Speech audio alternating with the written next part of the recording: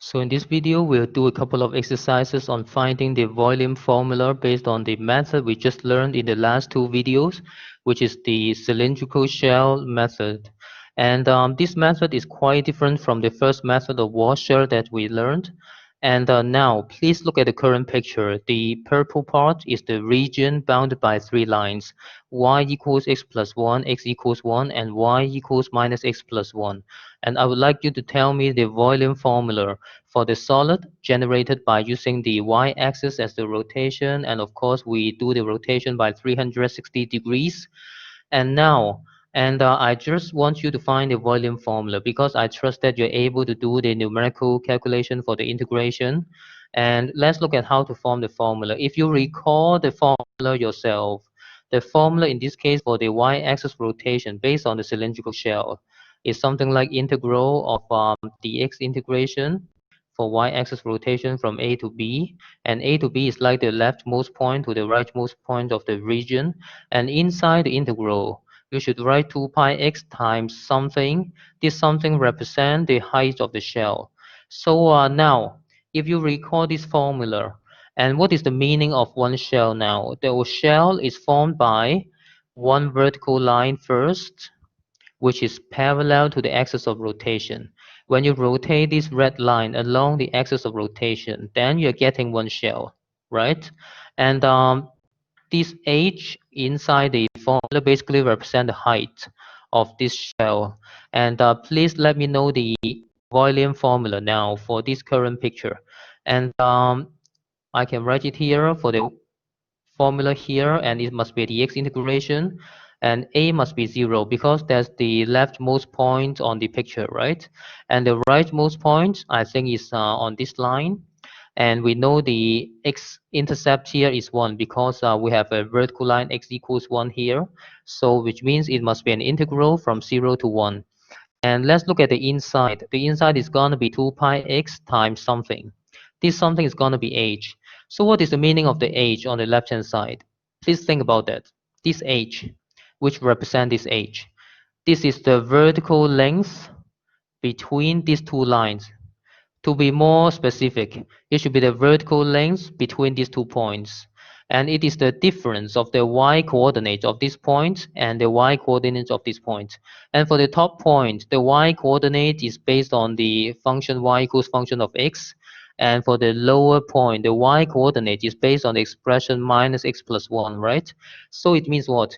It means our height here is the upper y-coordinate, which is x plus 1, minus the lower coordinate, which is minus x plus 1 here inside the second bracket. And of course, when you do this simplification, the 1 is cancelled, you're getting 2x, right? So essentially, it means the height h is the same as x.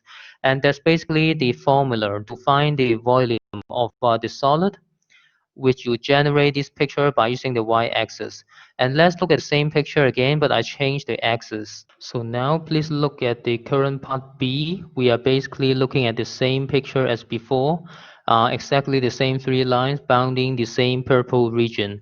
But now I try to push the axis of rotation from the y-axis to the left side by 1 unit. So now you see the new current axis of rotation is actually x equals minus 1 because I push it to the left side. And let's think about the meaning of the whole thing by the use of the cylindrical shell. You see the solid obviously is different from the solid you can get from the part A, but the concept about using the cylindrical shell is the same. You still have to take a line which is parallel to the axis of rotation. You see, after the rotation along the line x equals minus 1, then based on this line, you're basically getting a shell like this. So you have to sum up all these shell from the leftmost point to the rightmost point. So let's look at the volume formula by the shell method.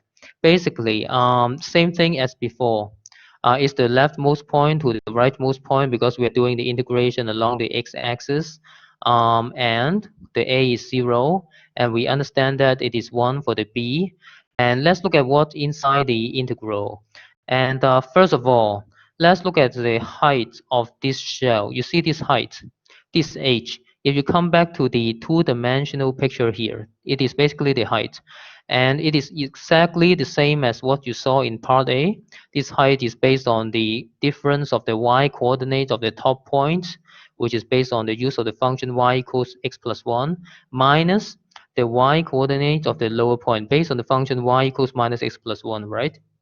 So let me write down the height expression here. The height is gonna be x plus 1, which is the upper line, minus the lower line, minus x plus 1. And same as part A, this one is 2x. So basically 2x represents the parameter h, which is the height of a cylinder.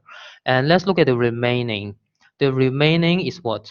This one represent, in the previous case, part B, I just simply write x to represent the fact that I'm checking out this length, which is the x coordinate of this point, right? However, now please look at this rotation.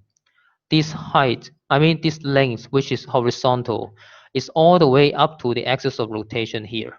So what is this length? This length is based on the fact that you have to add 1 to the original horizontal length here.